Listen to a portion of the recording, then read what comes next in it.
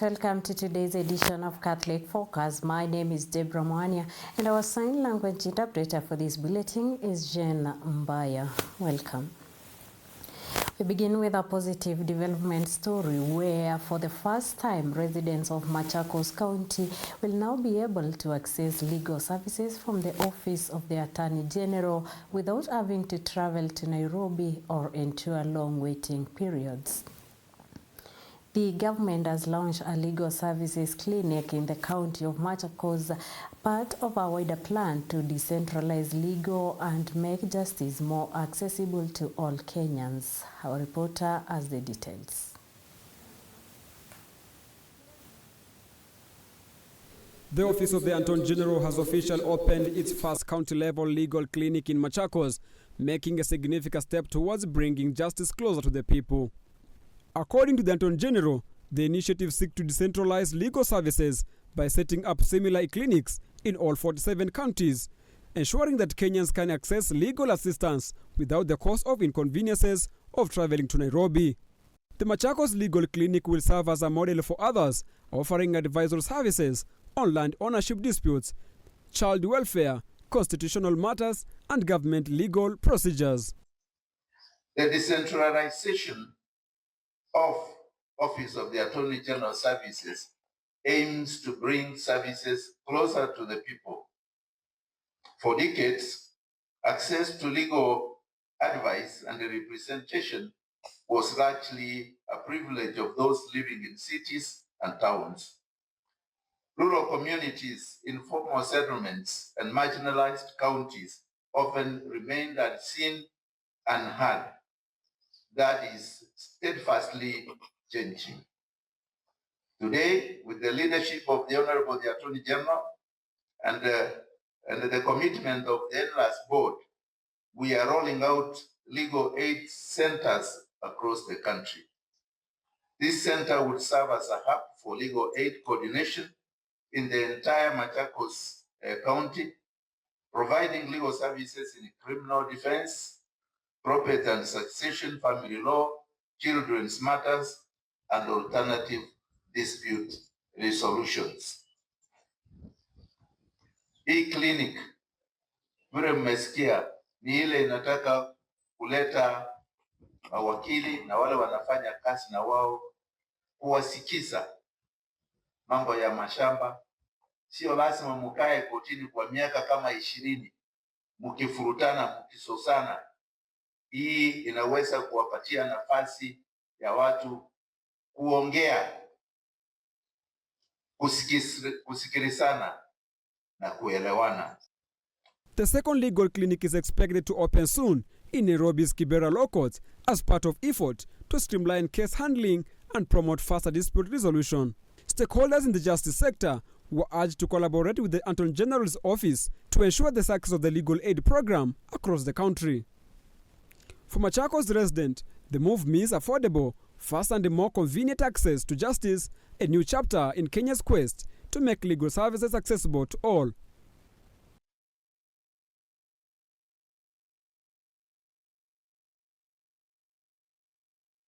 Thank you, reporter The Office of the Attorney General has for that story. And moving forward, a major rift is brewing in the education sector as the Kenya National Union of Teachers, NAT, in the Central Region has rejected calls by KUPPET to grant autonomy to junior secondary schools. NAT officials insist that the current structure should remain intact, aligning with the government recommendations. On Soivon as the report. The debate over the management of junior secondary schools continues to divide teacher unions, and in central Kenya, the Kenya National Union of Teachers has taken a firm stand. During a press briefing in Thika, NAT Central Region Secretary Mathenge Wanjau dismissed KUPPET's push for autonomy, saying it contradicts the Presidential Working Party on Education Reforms, which recommended the creation of comprehensive schools combining ECDE, grade 1 to 6, and junior secondary under one head of institution known as a principal. Wanjau also called on Education Cabinet Secretary Dr. Migosi Ogamba and members of Parliament to expedite the debate on sessional papers number 10 of 2024 and number 1 of 2025, which will formalize the establishment of comprehensive schools under a single head. We, the councillors of the Central NAT Regional Council, demand the following immediately. Number 1, that KUPPET officials stop incitement of junior school teachers and stop further funding of their local and disorganized demonstrations. Number 2, that KUPPET officials stop further demeaning and maligning of the heads of institutions of primary and junior schools. At the same event, Louis Njeri, representing women at the national level, defended the professionalism of primary school heads, noting that data from the Teacher Service Commission shows nearly 80% of them have a diploma in management from KEMI, while others hold bachelor's, master's, or even PhD degrees. Our primary school teachers are also teaching them, and they have tried their best to mold these learners up to the level where they are. And therefore, thinking of removing these learners from junior school to senior school, or they be dependent, is not a very wise decision to make, because it will bring a lot of confusion to them and also to their parents. Council Chair Charles Ngujiri urged the TSC to reject any engagement with KUPPET over junior school autonomy, accusing the rival union of inciting teachers and organizing disruptive demonstrations that threaten sector stability. One reason why most Kenyans, including us as NAT, as a union, that we advocated for junior school to be domiciled in primary school was because at that particular moment, there were classes that were being left by the last standard 8 and 7 then. So there were already 2 available classrooms. The other reason and consideration was the age and the emotional status of the children at that age. So the children were supposed to be near the parents at then, and then it will also to cut costs, because taking those children to another school, it meant that the parents had to pay more money in both pocket money, transport, food, boarding, and so on. So we feel, as much as unions may have their interests, the most important person in this discussion is the learner. The NAT Central Regional Council insists that only unity within the sector can sustain reforms and improve the quality of education for Kenyan children. Reporting for Catholic Focus, my name is Onuso Yvonne. And now the debate on who should manage junior secondary schools moves to Parliament, where proposed education papers are expected to shape the future of Kenya's learning structure. And as we move on, in Busia County, Teso South Member of Parliament Mary Emase has called on women leaders to take a more active role in governance and social transformation. Speaking during a Women's Leadership Forum, she urged women to step forward and vie for top government positions. Lilian Kimandi has this report.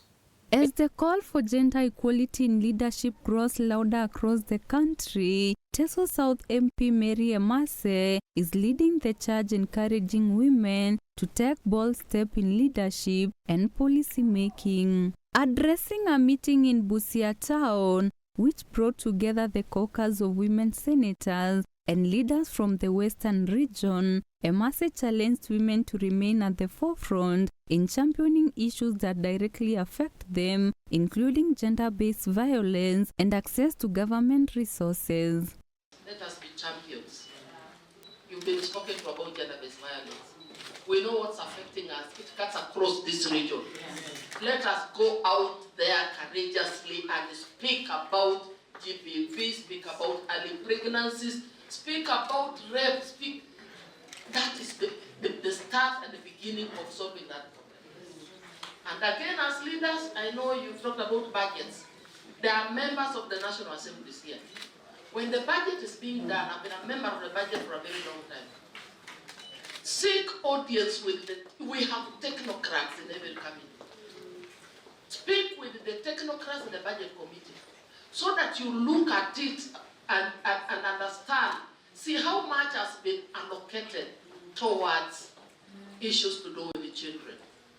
How much has been allocated, for example, to ECDs? How much has been allocated to issues of gender-based violence? Hello? So that you are able to make the changes before the budget is approved. She expressed concern over the low number of women holding senior government positions in the Western region, urging more to step forward and contest top seats. And also women leaders, MCAs, come out. In the next coming elections, I want to see more women contesting for positions in this region. Because unless you come out and stand and contest for a position, then there is no probability we'll have a woman being elected. Let us have more MCAs elected. Let us have more women elected as MPs. Her message received strong support from Busia Governor Dr. Paul Otuoma, who echoed the need for inclusivity and equal representation in leadership. The leaders agreed that women must unite across party and regional lines to secure their place in governance and decision-making. With renewed momentum and growing solidarity, women leaders from Western Kenya are now pledging to play a greater role in shaping Kenya's political and development agenda. Reporting for Catholic Focus, I am Lilian Kimanthi.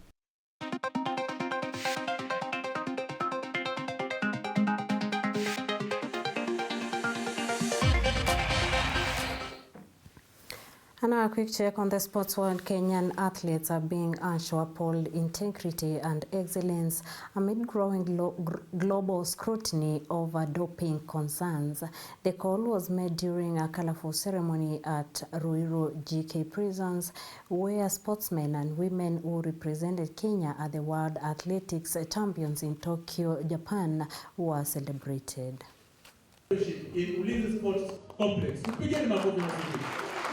At the Ruiru GK prison grounds, the mood was festive, a celebration of Kenya's athletic heroes who flew the national flag high at the 2025 World Athletic Championships in Tokyo. Amid the applause and jubilation, a solemn reminder echoed through the ceremony, a call for clean sport, integrity and discipline, even as Kenyans faces increasing scrutiny over doping-related cases. As you honor these achievements, I urge all of us, and more particularly every sportsman and woman here present, to remain steadfast in upholding the highest standards of integrity and discipline. Let us lead by example in observing anti-doping regulations and maintaining professionalism both on and off the field. Let every medal, every victory, and every record be a reflection of hard work, honesty, and ethical conduct. True success is not only measured in wins, but it is the character with which those wins are achieved. The event brought together top officials from the Ministry of Prison and Sport, led by Principal Secretary Salome Biako, Sport PS Elijah Mwangi, and the Commissioner General of Prison, Patrick Arandu. Our beloved sportsmen and women, you inspire us.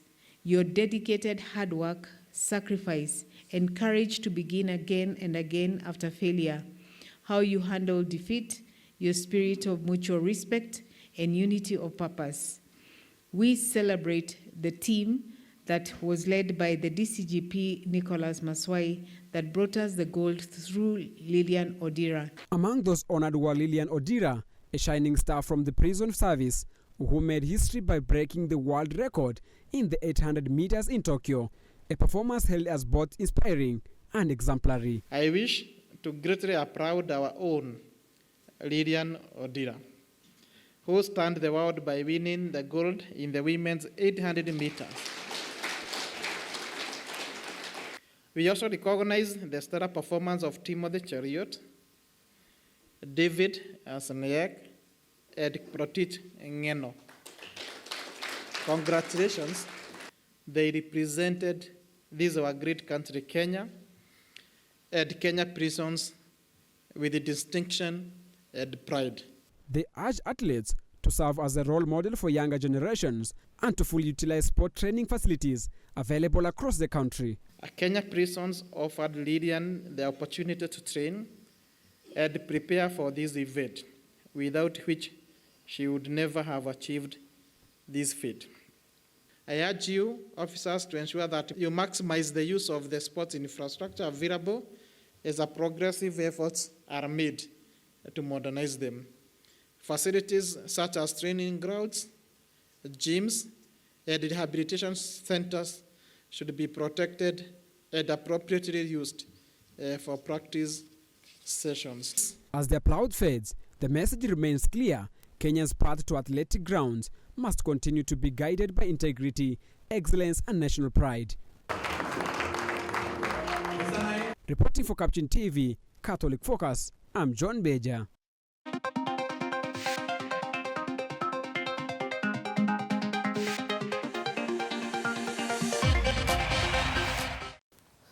And that there brings us to the end of our Catholic Focus edition today. Thank you for choosing Capuchin TV. And we do thank our production team for enabling this bulletin. Until next time, I am Debra Mani and our sign language interpreter has been Chen Baya. Be blessed.